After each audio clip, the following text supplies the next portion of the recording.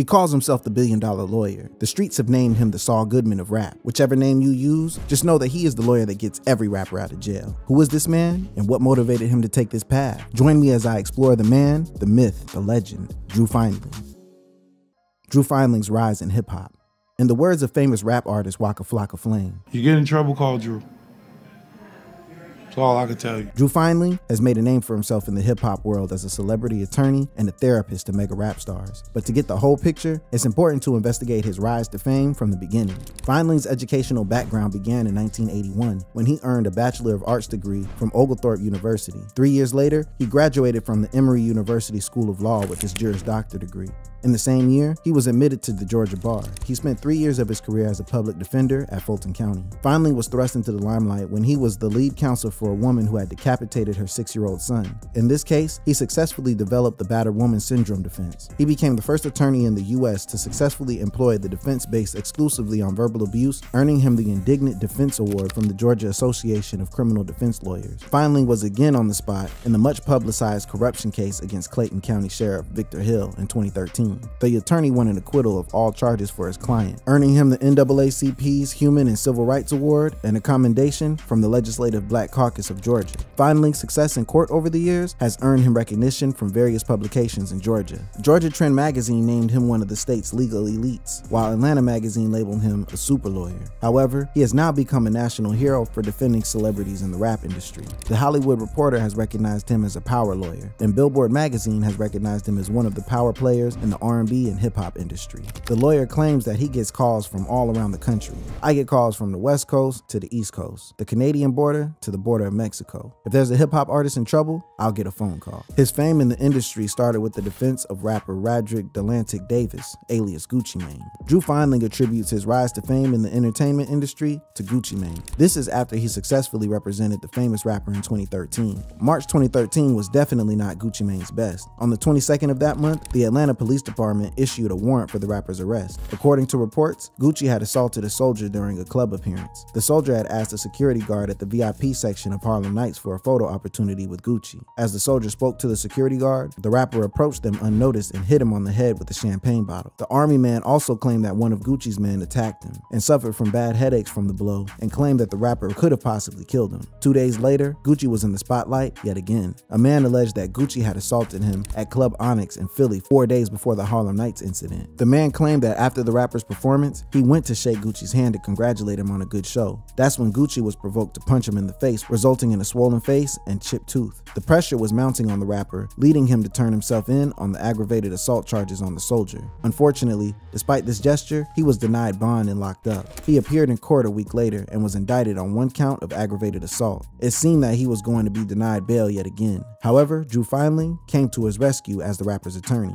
He was able to get him out on $75,000 bond. Finling argued that the soldier's story was suspicious as there was no other witnesses despite the incident in the club. In a press statement, Finling defended the artist, saying, "The evidence continues to just be only the victim's statement. These days, if somebody makes an epically prejudicial statement or commits a violent act, it's all over YouTube before you can pronounce YouTube." But nothing surfaced in a week after the incident. Things went from bad to worse months later when Gucci was arrested and booked on charges of carrying a concealed weapon, possession of marijuana, and disorderly conduct. It was revealed that Gucci Mane would serve jail time on charges of firearm possession by a convicted felon, disorderly conduct, carrying a concealed weapon, and marijuana possession. True to that, he was charged in federal court with 2 counts of possessing a firearm as a felon. Gucci was facing up to 20 years behind bars. However, Finling came to his rescue. Against all odds, he negotiated a plea deal for his client, who would be incarcerated for less than 2 years. Getting less than 2 years from a possible 20 was no mean feat. On top of that, Gucci was released early from prison. A fan reacting to the story on the internet commented, "He took Gucci out. You got my respect," referring to the difficult nature of the case. According to Finling, getting Gucci Mane bond against all odds and having him released early had heads in the entertainment industry turning. However, before moving on to the other famous rappers that Drew Finling has helped fight the system, it is important to revisit the client who introduced him to the rap scene, subsequently leading him to land Gucci as a client, Big Meech, co-founder of the infamous Black Mafia family. Big Meech was arrested in the early 2000s for drug trafficking, money laundering, and even murder. In 2003, Big Meech was arrested in connection with the murder of 2 men outside a club, one of whom was P. Diddy's former bodyguard. Finling represented Big Meech during this time, although he was never indicted. He also represented him when he was taken taken to court for drug trafficking and money laundering. The book, The Rise and Fall of Big Meech and the Black Mafia Family, captures the Black Mafia family's activities in detail, and Finling is famously quoted defending his client, saying, "What strikes me not only about this indictment, Your Honor, but about the testimony today is we essentially heard that Demetrius Flannery lives a flamboyant lifestyle. There is no specific reference in the testimony to Demetrius Flannery participating in a singular act of the distribution of cocaine. That's just an aura of Demetrius Flannery. It's the aura of homes, the aura of cars, the aura of money, the aura of rap."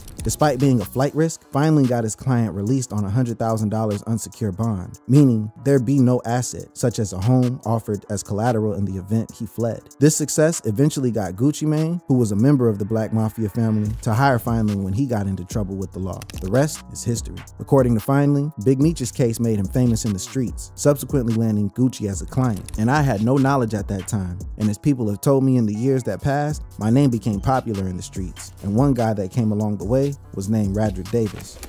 Finling's high-profile cases. Jaquan Malfers, aka Waka Flocka Flame, learned about Drew Finling through his close friend Gucci Mane. Having successfully represented Gucci, Waka knew who to turn to when he had a run-in with the law. In 2014, he was stopped and found carrying a handgun at Hartsfield-Jackson Atlanta International Airport. The handgun was found in his carry-on bag during a security scan at the airport. He faced charges including carrying a weapon in an unauthorized location. After his arrest and throughout the 4-day trial, Waka Flocka insisted it was all a mistake. According to the rapper, he was rushing to get to Dallas and had accidentally packed his fiance's backpack instead of his own. He maintained that he didn't know her gun and 30 bullets were still inside. His fiance came to his defense, stating, "He thought he took everything out of the bag, but it still had my headphones and my gun." Unfortunately, the Georgia Court of Appeals rejected his attempt to dismiss his gun charges. According to Finling, no one thought Waka had a chance before a jury. However, the prolific lawyer produced crucial evidence that turned the case in his client's favor. A TMZ photo from before the incident showed the couple walking around with identical backpacks. This confirmed Waka's story and proved that it was only a misunderstanding. A Clayton County jury took less than half an hour to acquit Waka of all charges following the 4-day trial. He celebrated the not guilty verdict with a tweet sharing the news. Finling said he was extremely happy with the jury's decision. He said the defense had maintained from the beginning that the incident was a mistake and that Waka had accidentally taken his fiance's bag to the airport without knowing the gun was inside. Although Waka has not been caught breaking the law since that case, he has maintained a close relationship with Finling. In a recent interview, the rapper was asked who Drew Finling was. He replied, "Drew Finling is the guy I wanted to be my lawyer, but we just clicked. This guy just knows how to talk to people." The rap star praised the Drewster, marveling at the lawyer's ability to connect with people. He even joked that Finling should start a sleepaway camp for defense attorneys to teach his methods, calling him a therapist. Representing clients in court requires lawyers to remain objective and avoid getting emotionally attached to them. However, some cases hit home in a way that changes a lawyer's perspective on life. For Drew Finling, representing the rap trio Migos changed his life and view on racism. According to the lawyer, it was one of the turning points for him on many levels. April 18th, 2015, Migos were scheduled to perform at Georgia Southern University's spring concert at Hanner Fieldhouse in Statesboro, Georgia. As the group entertained fans, law enforcement officials searched their van. According to the University Police Department, the Statesboro Police Department, and the Bullitt County Sheriff's Office, who were present at the concert as security detail, a strong weed scent was detected from the group's van. After searching the rappers' vehicles, they found weed and guns. The trio and their entourage were arrested and charged with violating the Georgia Controlled Substances Act and violating the Street Gang Terrorism and Prevention Act. While this seemed like an open and shut case, Finling viewed it differently, one that would get his clients released and change his views of America. Finling and the assistant district attorney agreed on some facts surrounding the case. The rap group performed at a concert in Georgia Southern University. During the show, police searched 2 vehicles that had carried the Migos and their entourage. The authorities found less than an ounce of weed, a bottle of lean, a street concoction containing codeine, and several guns. However, the 2 disagreed on everything else. According to Finling, the search conducted by authorities on the Migos vehicle was not because a strong weed smell was detected. In an interview, Finling revealed that the authorities admitted in court that they were already prepared to search the group's vehicle long before they arrived to perform. He also revealed that the cops had seen the group's lifestyle online, which portrayed them as gangsters and had developed a prejudiced opinion of them. As a result, the authorities were prepared to do everything they could to take them down. According to Finling, his clients were unfairly targeted by law enforcement. This opened his eyes to a prevalent issue within the criminal justice system and its treatment of black people. He noted that Migos had assembled a team of around 15 lawyers during the case. They also had record labels backing them. In short, the Migos, being megastars, had enough financial support to help them fight their case. But what about an ordinary citizen? What about someone who was living paycheck to paycheck? Since the cops were actively targeting specific people, is it any wonder that black people make up a majority of inmates in American jails despite being a minority group in the country? The way he saw it, if they could do this to Migos, they could do it to any poor African American in any small town in America. The lawyer revealed that this experience changed how he viewed racism, mass incarceration, and the criminal justice system in general. Since he was in a position of power and influence, Finling vowed to fight the system and address these issues. His fight against racial injustice would be evident a few months later when Offset, a member of Migos, was arrested for weaving in traffic as he drove his 2014 Porsche 911 Carrera. Upon being stopped, police searched Offset's car and found 3 handguns. He was subsequently taken into custody for improper lane change, possession of marijuana, and possession of a weapon by a convicted felon. Finling termed the arrest an embarrassment, and the charges against his client were utterly ridiculous. According to him, Offset was arrested for driving while black. While speaking to the press, Finling said, "If you read between the lines from the information available to us, it's obvious that it was an African-American young man driving a shiny, beautiful luxury car, and they come up to the car, and if you know anything about Mr. Cephas, you know that Ferrari wears the best watches that anyone can imagine buying, and he's clad with beautiful jewelry. And in fact, it's commonplace for, as it is for other people in his genre, to carry a body bag with cash on him. All that was completely visible." Finling has developed a close friendship with his clients due to his good work and kind heart. Offset has nothing but kind words for his lawyer. In an interview, he expressed his admiration for Finling for not trying to take advantage of him like everyone else in the industry. "He's the biggest lawyer in the game, man. I'm a young black kid that made my dreams come true. A lot of people that I run into try to use me for what I don't know. But Mr. Finling, he's never, ever done that from day one." Offset also stated that his lawyer has significantly impacted his life and his advice has shaped his life's direction. "He always tries to prevent me from doing dumb stuff, not even criminal stuff, but just in life. I really feel I can trust him." Fellow rapper DaBaby also shared same sentiments regarding Finling, even describing him as a mentor. "He's a fucking man, you know what I'm saying? He keeps me out here, safe and sound." When talking about his time in jail, Offset revealed that Finling would drive long hours to make sure he was all right. "It was the worst time in my life when I was facing jail, but Mr. Finling would drive 4 hours just to make sure I wasn't tripping, just to talk to me. It means a lot when you have someone who genuinely cares." His conduct and reputation have earned him more clients. A new generation of hip-hop artists, including Lud Foe and Lil Baby, is now lining up to become his clients. "I'm getting phone calls, literally from all over America right now." This has enabled him to work for free for the less fortunate. He revealed that he saves pro bono work for poor people and good causes. According to him, promoting himself at the expense of somebody famous is not a good business idea. While Finling is obviously an upstanding citizen, does he have any skeletons in his closet? Controversy. Although he has helped many rappers fight criminal charges over the years, Drew Finling has recently found himself amongst controversial figures. Although he admits that he dealt with controversy since he was 25, many think this is bigger than anything he has ever faced. Donald J. Trump. "We're gonna win so much, you may even get tired of winning, and you'll say, please, please, it's too much winning. We can't take it anymore."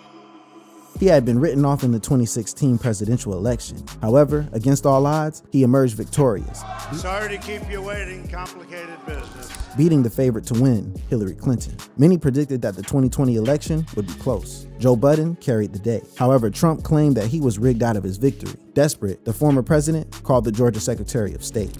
"Look, all I want to do is this. I just want to find 11,780 votes. So tell me, Brad, what are we going to do? We won the election, and it's not fair to take it away from us like this." Many on Trump's side argued that he was taken out of context. However, other Americans believe that his words amounted to election interference. Among them was Georgia's district attorney, Fani Willis, who openly admitted that she would press criminal charges against the former president. "This is a criminal investigation. We're not here playing a game. I plan to use the power of the law." However, she clarified her stance on the issue and emphasized that she would not be biased and would treat Trump according to the law. "They're all citizens. Mr. Trump, just as every other American citizen, is entitled to dignity. He's entitled to be treated fairly.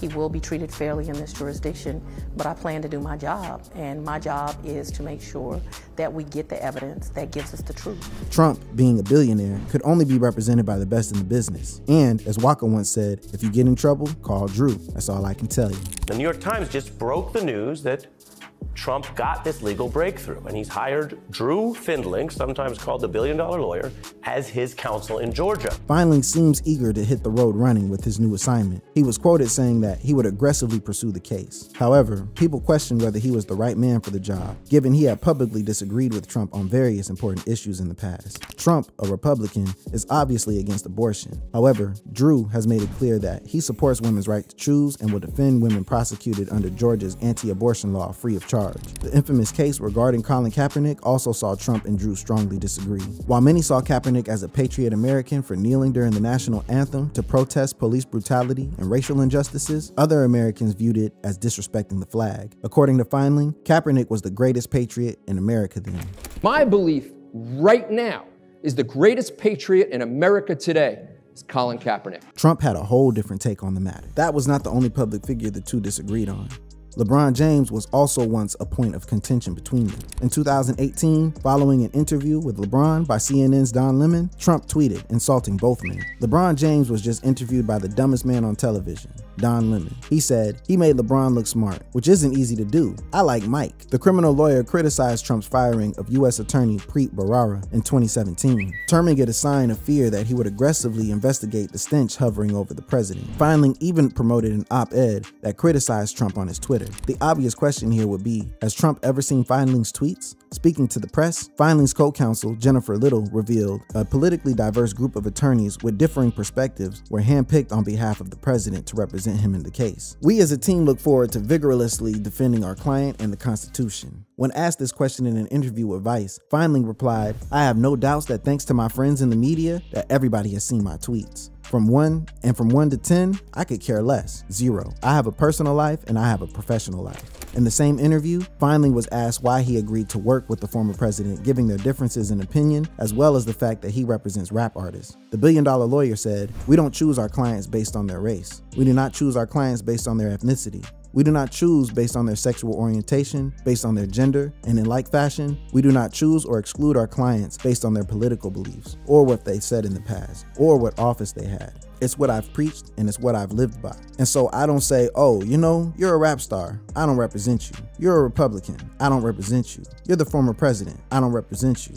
I don't do that." Despite not being the biggest Trump supporter, Finling has spoken publicly regarding the former president's criminal case in Georgia, noting that his client is innocent. According to the lawyer, prosecutors tend to use sound bites or try to put people such as rappers behind bars. He noted that this was the case in Trump's scenario. They'll take out something that lasts a few seconds and say, "Aha, this is the evidence of some wrongdoing." In like fashion, no one ever talks about the full 62 minutes. No one ever talks about the surrounding circumstances of those 62 minutes. Everyone just wants to look at something that lasts literally 5, 6, 7 seconds and say, wow, this is it. Let's go and have a case based on that. That's really ridiculous and irrespective of people's political views. Those of us that do this for a living know you got to look at the full context. And so, just like when these prosecutors don't look at the full context of music, looking at this phone call, no one's really looking at the full context. When we look at the full context, that's when we realize there is no criminal case. And that's one of the reasons that we jumped into this case. The internet seems divided when it comes to Drew Finling. One user commented, calling him a sellout for supporting Trump. "And now you represent Trump? Selling out to a tyrannical, sick F." Another user was baffled by his actions and commented, "Never heard about the man, but he's interesting. I would like to know more about him. To me, it is baffling that he can work for somebody so opposed to his own beliefs. I would never do it. It seems to contradict with one's own ethics and morals." With Trump being a highly polarizing figure, Finling will surely be caught in the crossfire. If you enjoyed watching this video, click on one of the boxes playing on your screen to watch more similar content.